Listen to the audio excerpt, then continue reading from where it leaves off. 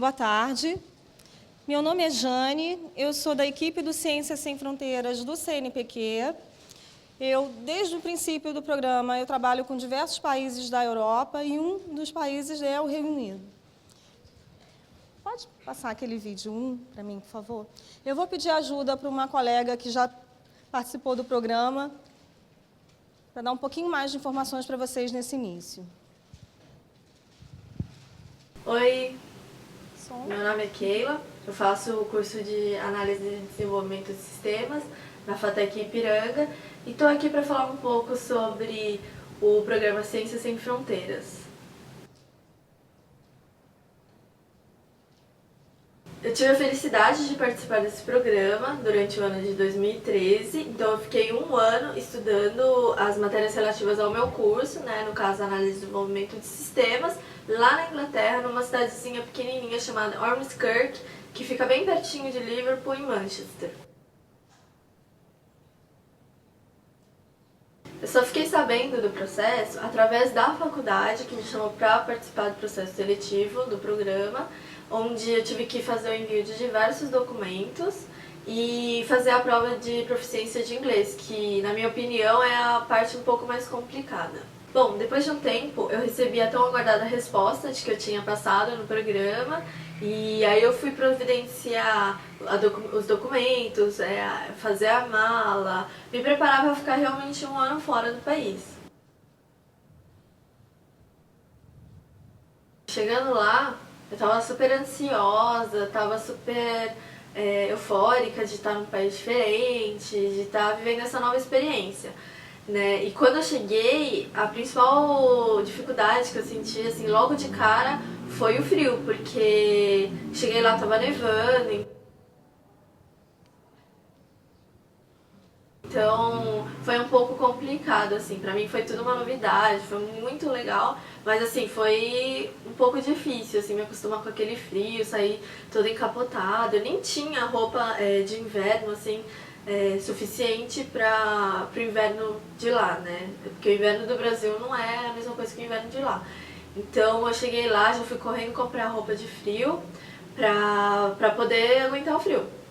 E outra coisa também que eu senti bastante diferença, assim, além das pessoas, além da língua, ser diferente, a comida, Porque a comida do Brasil é bastante diferente da comida de lá. Então, pra me adaptar, assim, no comecinho, Porque a gente cozinhava lá na universidade e tal, Porque não dá pra ficar comendo em restaurante o ano inteiro, Então, a gente teve que se adaptar, teve que entender como funcionava as coisas. Como eu moro com os meus pais aqui no Brasil, eu tive que aprender a me virar sozinha. Então, eu tive que lavar minha própria roupa, eu tive que cozinhar, coisas que eu não sou acostumada a fazer aqui. Então, essa foi uma outra dificuldade.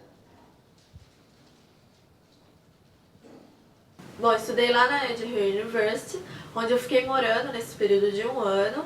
E o bom de morar na própria faculdade é que você acaba conhecendo vários estudantes internacionais e você acaba convivendo com pessoas de culturas diferentes. Então, eu acho que esse é um dos aprendizados mais ricos do programa, Outra coisa também que o programa ajuda muito é na melhoria do inglês, porque você está submerso na língua inglesa, Então você é obrigado a falar inglês o tempo inteiro. Além de você também ter que estudar inglês, Que exige um pouquinho de esforço. Outro benefício do programa é que você tem que fazer um estágio de 3 meses, Lá no país onde você está morando.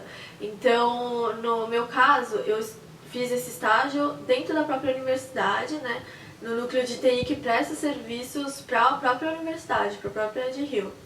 E foi assim, um aprendizado maravilhoso, porque você tem um pouco da oportunidade de conhecer um ambiente profissional num país diferente. Então, acho que isso ajuda a gente bastante a enriquecer também o nosso currículo aqui no Brasil e te dá um diferencial no mercado de trabalho aqui no Brasil. Bom, além disso, outra coisa que engrandece bastante a gente é que a gente está num país totalmente diferente, cultura diferente, então você tem que se adaptar a esse novo país, a essa nova cultura, e você acaba assim, também se autoconhecendo melhor.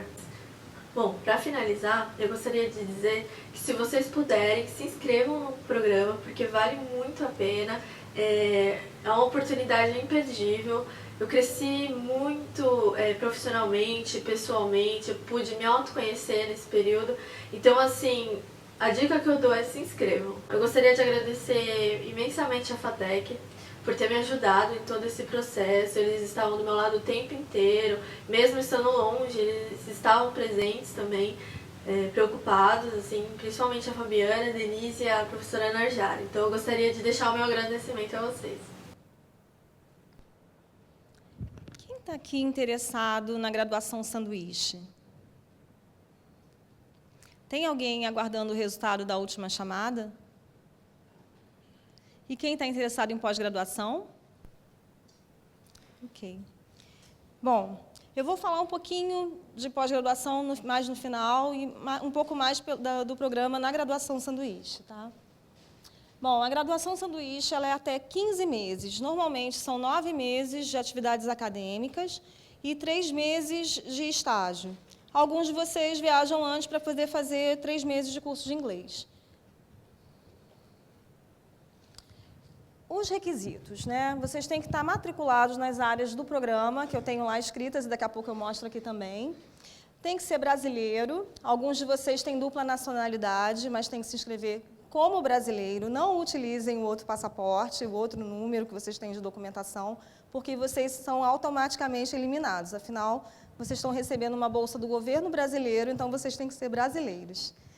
Ter, no mínimo, entre 20% e 90% do currículo feito até o momento da viagem. Nós, do CNPq, não verificamos esse detalhe, né?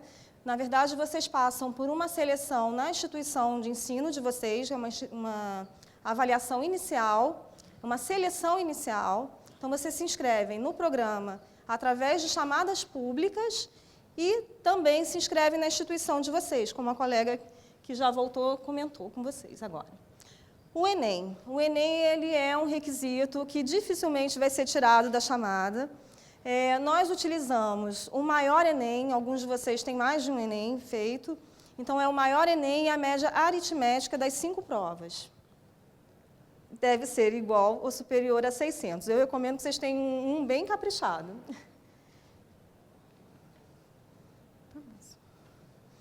Bom, os requisitos, né, ainda. O perfil de excelência segundo o critério da instituição, foi o que eu falei. Nós não olhamos o currículo, nós não olhamos o histórico, nós já olhamos a segunda fase, que é a proficiência e o Enem.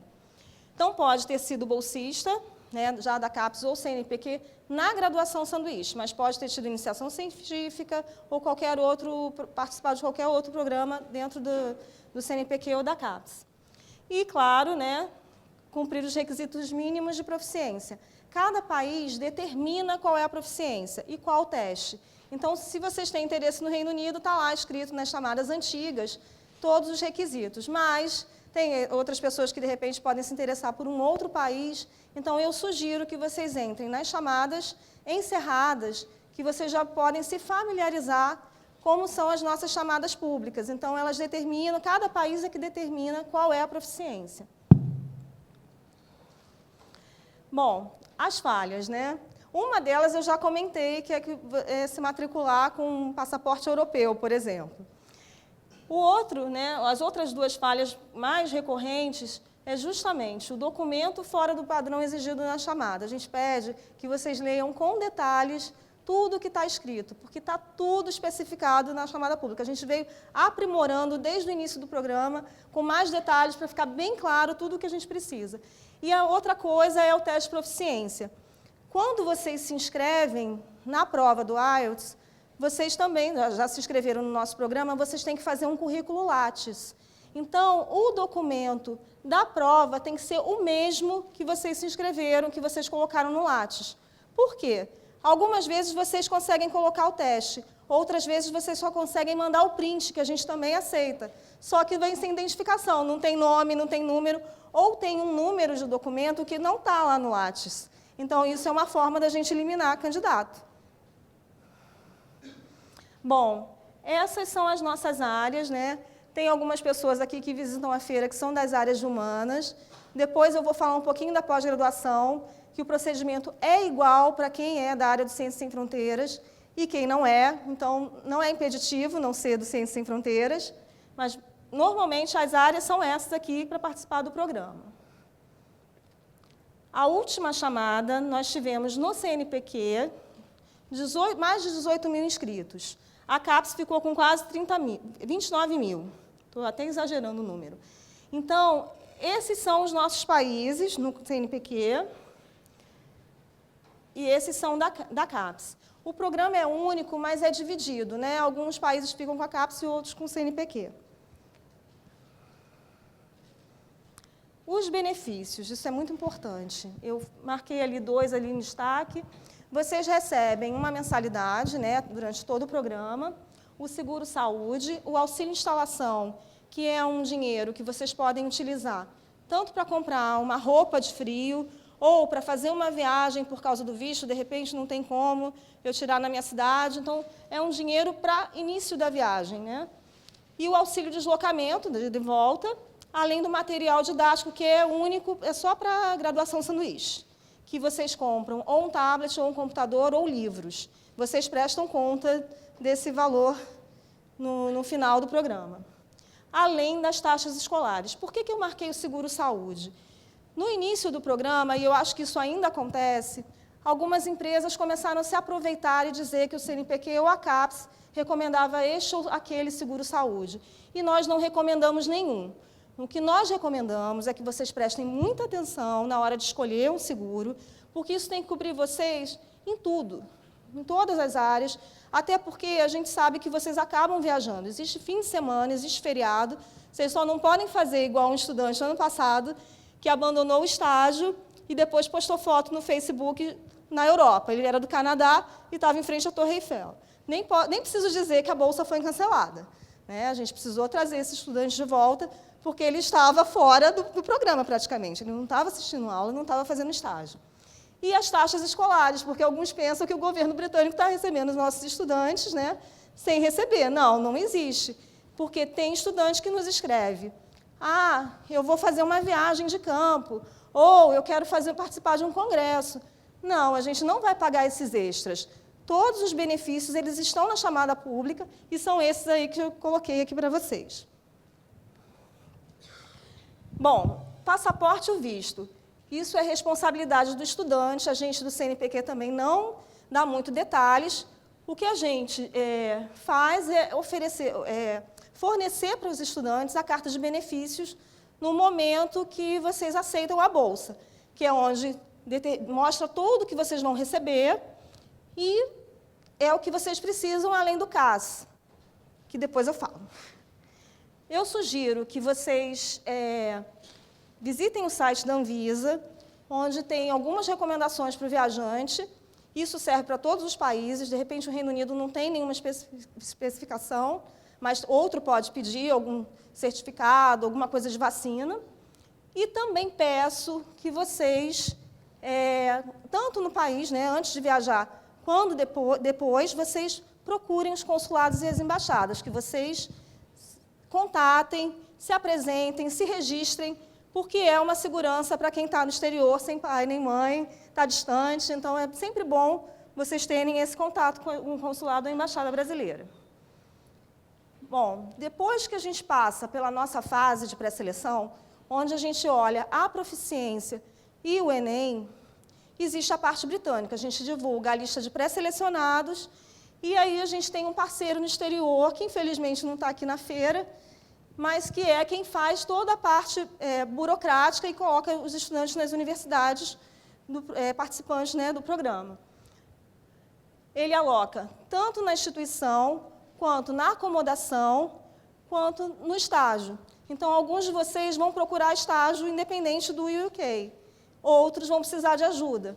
Então, ele é o apoio de vocês lá, depois eu vou colocar o contato deles também. Nessa terceira fase, onde vocês ainda já são pré-selecionados, mas ainda não são definitivamente bolsistas, vocês escolhem até 3 instituições do interesse de vocês, né? O UK pede uma série de documentos, vocês preenchem formulários, que é o que vai ser levado para as instituições de interesse de vocês. As universidades emitem um CAS, que nada mais é que um certificado, né, de aceitação de vocês na instituição, e junto com a carta de benefícios que o CNPq emite, vocês podem tirar o visto. O estudante realiza, né, o pedido de visto, como eu acabei de falar, e a partir daí vocês estão prontos para viajar. Esse é o nosso portal. Vocês encontram tudo ali, as inscrições e resultados. A gente está prestes a divulgar o resultado da última chamada. Eu sugiro que vocês entrem na nossa página para visitar ali nas inscrições e resultados, para visitar os editais anteriores. Eu adoro esse mapa, porque eles são, cada azulzinho, cada bolinha azul dessa, é onde a gente tem bolsista. E vocês podem contatar o estudante e podem ver o currículo dele, saber em qual instituição ele está. Além das modalidades, quantos estudantes nós temos em cada instituição. Esse aqui é o nosso cronograma atual de bolsas, né, para doutorado pleno e sanduíche. Muita gente me perguntou, como é que eu faço para me candidatar a um doutorado? Bom, em primeiro lugar, vocês têm que ter o aceite da instituição no exterior, tanto pleno ou sanduíche, e um projeto, além da proficiência que a instituição exige, fora, se eu não me engano, 2 cartas de recomendação. Esse calendário, ele praticamente está aberto o ano inteiro. A gente vai logo, logo divulgar um outro, que é para dezembro, que é para quem quer iniciar no 2º semestre. Isso é na página do CNPq, cnpq.br, bolsas no exterior. O nosso parceiro, que cuida dos estudantes de graduação, também cuida dos nossos bolsistas de pós-graduação. Então, eles têm a lista, né, das instituições que recebem nossos estudantes, ele tem também de grupos de pesquisas e pode ajudar os candidatos a submeterem, a entrar em contato com o orientador e submeter a proposta, né, para conseguir o aceite mais fácil. Faz todo o apoio, toda a parte assim, burocrática, assim como na graduação. No ano passado, antes mesmo da eleição, né, lá em junho, a nossa presidente divulgou a 2ª fase do programa. A gente ainda não sabe quando vamos abrir chamadas públicas para a graduação. Estamos aguardando. O início do programa, nós tínhamos 2 chamadas por ano, uma por volta de maio, abril, maio, mais ou menos, outra setembro e outubro, mas nunca teve uma data definida. E a última chamada, ela foi em agosto. Alguns estudantes ficaram muito tristes, porque a gente precisou ranquear o Enem, porque, na verdade, nós estávamos encerrando a primeira fase do programa. Então, nós tínhamos 5.500 bolsas. O CNPq tinha 5.500 bolsas para oferecer, e precisamos ranquear, porque nós tivemos 19 mil inscritos, como vocês viram no slide anterior. Então, não podia fazer Unidunité, tinha que ter uma forma de selecionar esses estudantes. A meta, né, da nova proposta, que a gente não sabe ainda se vai se concretizar dessa forma, né, seria 60% de graduação, 40% para pós-graduação. Os ganhadores de Olimpíadas ou de premiação na área de ciência e tecnologia, eles teriam, né, alguma prioridade para cursos de 6 meses, porque, atualmente, o máximo de tempo de curso para a graduação sanduíche são 3 meses. Então, eles talvez, se não conseguissem, né, a proficiência determinada pela chamada, eles poderiam ter curso. E os ex-bolsistas de graduação que tiveram bom desempenho teriam uma maior facilidade de receber uma bolsa de doutorado pleno sanduíche. O que tem acontecido é que a gente tem estudantes de graduação que, antes mesmo de voltar para o Brasil, já têm um convite para ficar no exterior. E eles têm que retornar e terminar a graduação. E, normalmente, você tem que ficar aqui pelo mesmo período que você ficou no exterior, por 1 ano, pelo menos. Se ficou 15, vai ter que ficar 15 meses. E a gente tem liberado os estudantes para retornar, porque eles têm convite para ir para o exterior para fazer o doutorado. Então, isso está acontecendo, a gente está liberando, desde que eles comprovem com documentação que realmente eles estão voltando para estudar e fazer o doutorado lá fora. Esse estudante aqui, ele é de Pernambuco, saiu na Forbes, porque ele fez uma pesquisa, ele é ex-bolsista nosso, ele fez uma pesquisa com MIT e Harvard a respeito de foi uma pesquisa relacionada a tratamento de infecções pela luz. Então, ele está bombando aí na mídia. Eu queria que colocasse aquele segundo vídeo, por favor. Mais casos de sucesso que a gente tem ligado ao programa.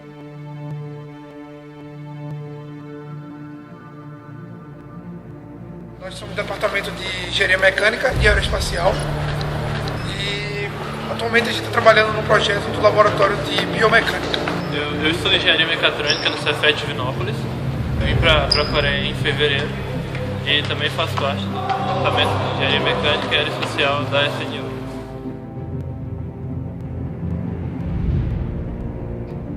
Eu estou tendo a oportunidade de estudar numa das melhores universidades do mundo. O professor acompanhou a gente semanalmente, mesmo sendo um professor que coordena um laboratório que possui mais de 20 pesquisadores.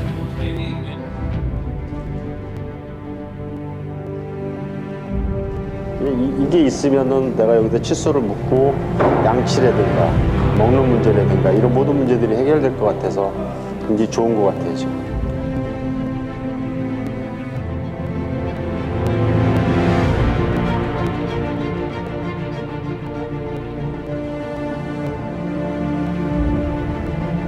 No meu caso, eu vim do Brasil pensando em trabalhar em biorrobótica e eu nunca imaginei que eu pudesse fazer um projeto do tamanho desse. 나 찍어줄게? 아니야, 안 찍어줘도 돼. O que a Coreia fez na minha vida, basicamente, foi me dar a energia que eu precisava para ir atrás dos meus sonhos, meus objetivos.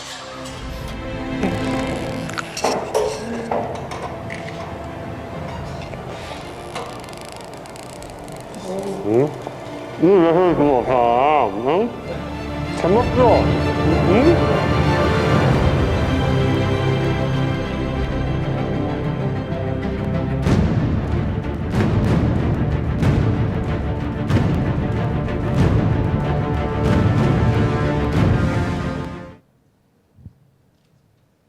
É isso que os nossos estudantes estão fazendo lá fora. Bom, esse é o contato que eu falei com alguns de vocês, que é o nosso parceiro no exterior, quem cuida da graduação e quem cuida da pós-graduação. Tá? Eles têm a lista das instituições, né, que recebem nossos estudantes de doutorado, se alguém quiser fotografar.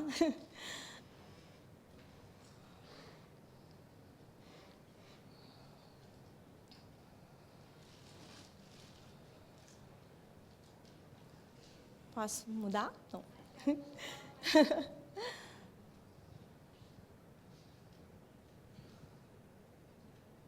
É nosso parceiro mesmo, cuida muito bem de vocês lá fora.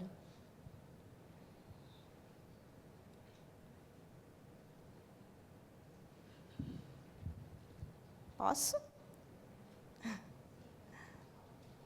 Tem mais um lá fotografando, já foi? Se tiverem mais perguntas, eu continuo no estande lá fora. E esse aqui é o nosso contato lá no CNPq. Eu peço que as pessoas interessadas entrem em contato com a gente pelo Fale Conosco, ou pelo telefone, ou pelo formulário que a gente tem na página. A partir do momento que vocês se tornam nossos bolsistas, o canal realmente é o atendimento. Eu peço que vocês não tentem trocar, porque, se é nosso bolsista, tem um número de processo. Então, a forma de falar com a gente é diferente. Então, eu peço só que vocês respeitem essa sugestão aqui, tá bom? Era o que eu tinha para falar com vocês assim, hoje, e eu estou lá fora para quem tiver dúvida. Tá bom? Obrigada.